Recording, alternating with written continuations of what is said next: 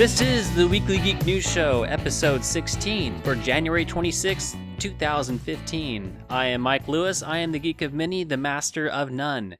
And this is the show where I review the news from the past week in tech and pop culture. I search the web for the latest in geek news so you don't have to. A reminder to please like today's show, subscribe to the channel, and share with others about the show. This show from 2 weeks ago reached over 60 views. That is a record for a show for me. And thank you for sharing this show with your friends and others. I was not able to complete a show on Friday due to work and family responsibilities and schedule. I apologize for any inconvenience that caused for you. A reminder that I will be traveling for work this week and will not be able to do a show this Friday again. So look forward to the next show 1 week from today on next Monday. And hopefully we can get caught up with the news that we need to talk about. And with further ado, on to some of that news. Starting off with movies and entertainment, the Fantastic Four is a mess, is what is being rumored, and there is a trailer coming up. There are rumors that Fox is not happy with the upcoming Fantastic Four reboot, and are currently doing heavy reshoots to fix many scenes. They are also freeing millions of dollars to fix and complete the film. Now, whether or not that is true, the first trailer will appear before the upcoming movie, The Kingsman: The Secret Service, on February 13th. While we still do not know what is going on with the future Spider-Man movies, Sony Pictures is still planning on moving forward with a Sinister Six spin-off movie for a November 11th, 2016 release. Sony released an image on their international Facebook page last week that translates to, "We have plans for you," with the Vulture's wings and Dr. Octopus's arms. Whether that you is us or Spider-Man, we still do not know. There is one of the settings for Kong Skull Island that was revealed this last week. This will take place for part of the movie. Actor J.K. Simmons said in an interview with MTV this last week, it is set in Detroit in 1971. Well, at least part of the movie will be. Black Widow will return for Captain America Civil War. There are a lot of spoilers that have been released as of late for the future Marvel movies, and one that Black Widow will be in this Captain America movie, the Civil War, along with Winter Soldier and Iron Man. Note that this is the first Captain America movie that also has Iron Man in it. Weird Al Yankovic will voice a villain in the new Batman animated film coming out direct to video. Weird Al will perform the voice of the Dollmaker, and this is according to The Hollywood Reporter, and this will be released this spring. The story for this movie will be an adaptation from the Court of Owls storyline from the comic book. Quick news here, the Ghostbusters Reboot will stay in New York and will have fun nods to the old movie without turning it into a parody. Patrick Stewart and Ian McKellen will not return for X-Men Apocalypse. In an interview with Yahoo Movies this week, they said that they will pass the torch completely to the younger generation of Professor X and Magneto in Michael Fassbender and James McAvoy. Few more news from Fox. Fox is considering another season of the TV series 24. In an interview at the Television Critics Association, Fox CEO Dana Walden said, "Most likely this will continue without Kiefer Sutherland, but with the same format, with a possible release of 2016. Also, another thing that might be returning to TV for Fox is The X-Files as a new TV series. Deadline reported this week that Fox is on board, as well as Mulder's David Duchovny, Scully's Gillian Anderson, and Sirius creator Chris Carter. They are currently working through scheduling conflicts, and that is involved in the slowing down, but they are hoping to get into this series very soon. Fox's Gotham television series will get a second season for next fall, and right now, each episode is bringing in an average of 10.6 million viewers weekly. John Krasinski of The Office fame is cast in Michael Bay's new film called 13 Hours. This is based on the true story of the attack on the U.S. Special Mission Compound and CIA Annex in Benghazi, Libya, which occurred on September 11, 2012. Krasinski will play a Navy SEAL in the movie. World War II news, World War Z news. This is the number 2 movie, will be set to be released October 2016. And is what they're saying is starting with a clean slate. What does this mean? Well, Brad Pitt will be back, so it must be some sort of sequel, but we don't know exactly what they mean by it will be a clean slate.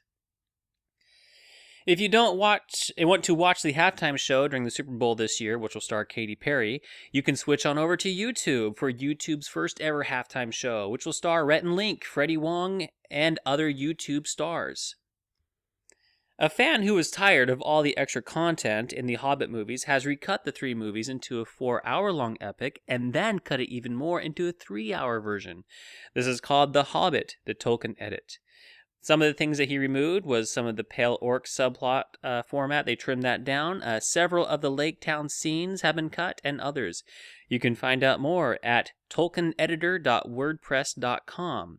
You know, it's kind of funny how when the Lord of the Rings movie came out, we were really looking forward to, and we were excited about the extended editions on DVD. I bought it. And now, with the Hobbit movies, many of us are wanting it to be cut down to be even a simpler movie and closer to what was in the book.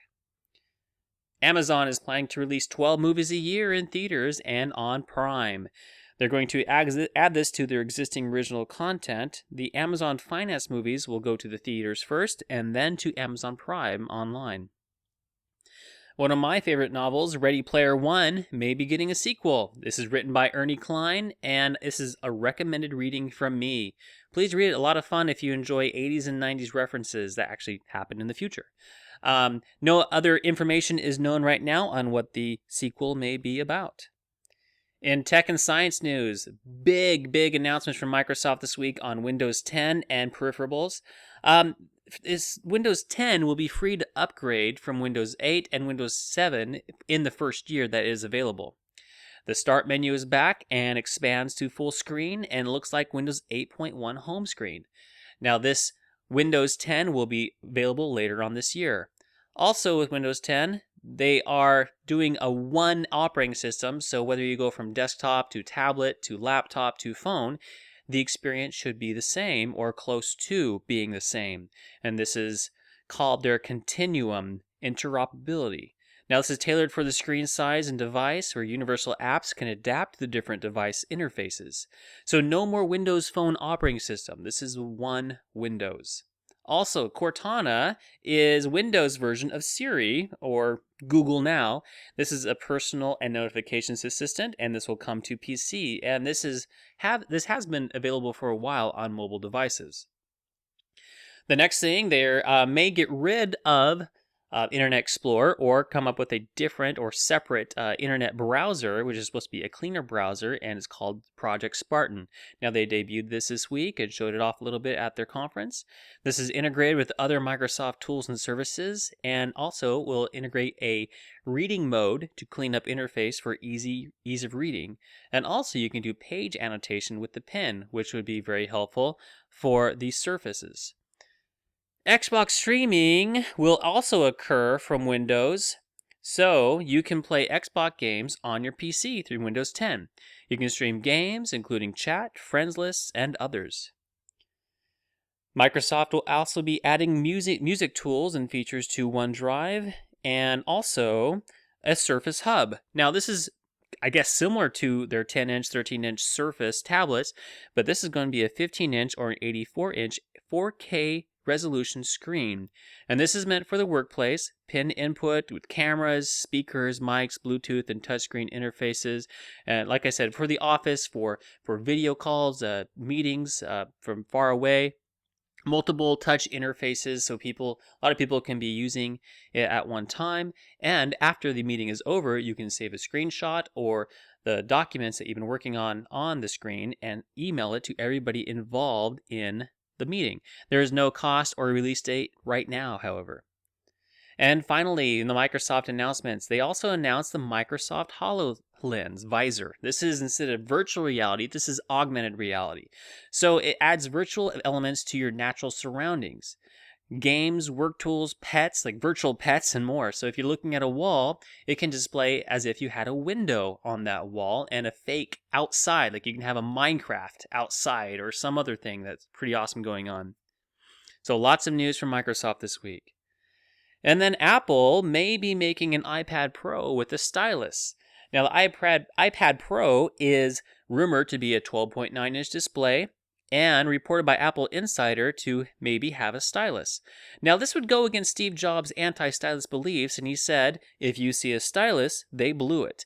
Now, to be fair, he was talking about the iPhone at the time and was not around since his death long enough after the introduction of the iPad to say if he would even like a stylus with a larger screen.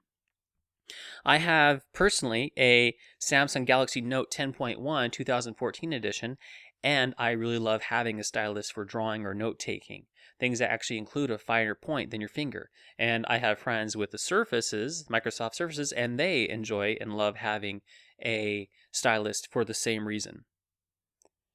The FDA will start looking into regulating wearables that are making health claims. Some of the current health functions that wearables have are including pedometer, heart rate, sleep tracking. Now, these are okay. However, if companies start claiming that their devices will help users with obesity or autism, muscle issues, or other things, then these regulations will begin.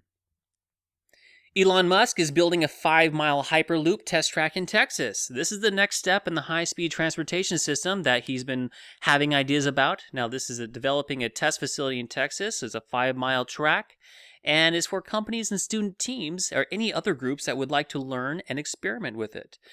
He announced the idea for the concept last year for this Hyperloop that could travel between San Francisco and LA in less than 30 minutes and up to 800 miles per hour. Hershey and the chocolate 3D printer, the Cocoa Jet. Now, this is a 3D printer that can spit out chocolate in a melted form and then dry quickly or cool quickly in different shapes and forms that you would like to eat. Now, this is ideal for the baker or the chocolatier. The Cocoa Jet prints custom designs in dark milk or white chocolate, Hershey said. And this will go on sale this year. And finally, in gaming, X-Wing vs. TIE Fighter, X-Wing Alliance, and Galactic Battlegrounds has been released from LucasArts and are now available on GOG Games or goodoldgames.com. And this is the second round of LucasArts games, and the earlier batch included X-Wing by itself, Sam & Max, and Indiana Jones and the Fate of Atlantis. So if you enjoy these 80s and 90s old PC DOS games, head on over to GOG.com and sign up for an account and purchase these games. And you can play them on your computer without an emulator that you install. In the fun news, an Australian man, Scott Loxley, was walking across Australia in a stormtrooper armor to raise money for charity lately, and he was saved by his armor when one of the most venomous snakes in the world tried to bite him, which is the king brown snake.